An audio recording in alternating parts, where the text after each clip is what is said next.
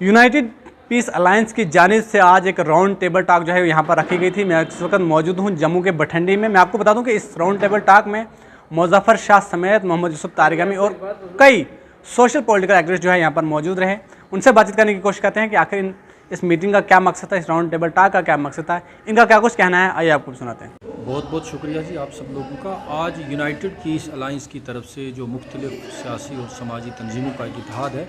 एक round table discussion रखा था रियासत के मौजूदा हालात पर, सोशो पॉलिटिकल सिनारियो पर। उसमें आपने देखा कि कई दर्जन लोगों तंजीमों के नुमाइंदे थे, सियासी तंजीमों के, समाजी तंजीमों के। तो उसमें यही सब ने कहा कि जिस तरीके से जम्मू कश्मीर में जो है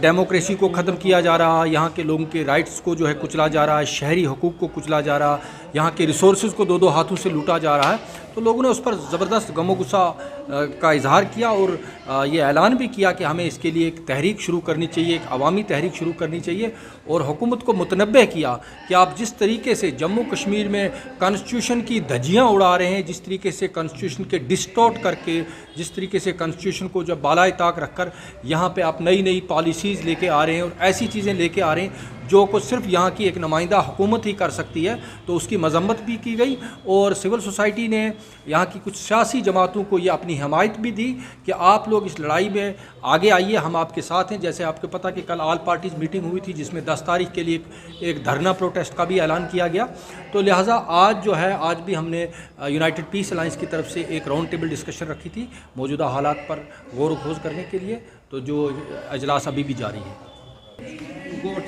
दुनिया में कॉन्स्टिट्यूशन जब बनता है तो उसके अंदर जब तब्दीली करने की बात आती है तो उसमें मैंने अंदर भी बात कही कि कॉन्स्टिट्यूशन के अंदर ही प्रावधान होता है कि अगर किसी कॉन्स्टिट्यूशन को कोई तब्दीली करनी है तो की जा सकती है, मगर उस कॉन्स्टिट्यूशन की तब्दीली में लोगों की राय होना ज़रूरी है। और ये जो कॉन्स्टिट्यूशन की तब्दीली 5 अगस्त 2019 को हुई, ये जम्मू कश्मीर को जेल खाना बना के उसको साल तक बहुत से लीडरों को बाहर नहीं, और इस वक्त भी 5-6 हज़ार लोग जो हैं वो जेलों में हैं, आज तक भी हैं।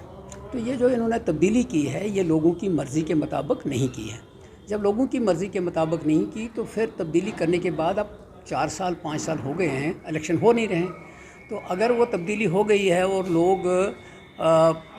इलेक्शन होते हैं तो कल देखते हैं क्या वो बीजेपी को सपोर्ट करते हैं,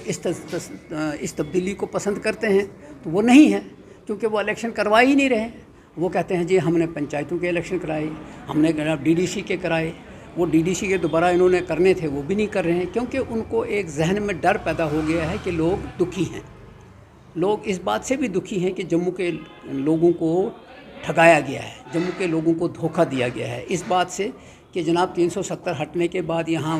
डेवलपमेंट आएगी, यहाँ नौजवानों के लिए बड़ी चीज़ें होंगी, वो हो नहीं रही हैं। तो इसलिए उस डर जहन के अंदर बैठा हुआ है बीजेपी के, और वो चुनाव को अवॉइड कर रहे हैं। मुज़फ़्फ़र शाह साहब ने शाह को है कहने का हक़ है, उसको डेमोक्रेसी में हर एक आदमी को अपनी राय रखने का हक़ है। ये जो अलायंस हुआ था ये बड़े कॉज के लिए हुआ है, 370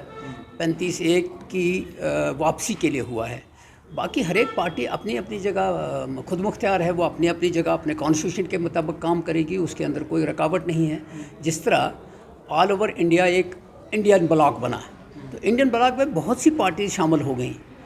तो जब इलेक्शन अनाउंस हो जाएगा तो उस वक्त वो फैसला करेंगे कि किसको क्या करना है, कबल उस वक्त कुछ नहीं किया जा सकता।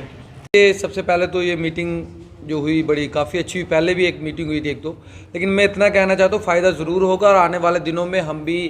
ये मीटिंगें बंद करने के बाद हमारी भी एक प्लानिंग है कि हम भी पीसफुल प्रोटेस्ट करें और गांधी जी की प्रतिमा के पास जाकर, आज आप देखिए सैकड़ों की तादाद में लोग हैं, तो हम कोशिश करेंगे हज़ारों की तादाद में लोग जाएंगे और गांधी प्रतिमा के पास जाके धरना प्रदर्शन करेंगे, पीसफुल धरना प्रदर्शन करेंगे और सरकार से पूछेंगे आखिर जम्मू कश्मीर की आवाम का क्या कसूर था कि आपने उनको अपनी ही स्टेट में उनको बाहर का बना के रख दिया है, और बाहर के लोगों को लाके तो आप यहाँ बसा रहे हो,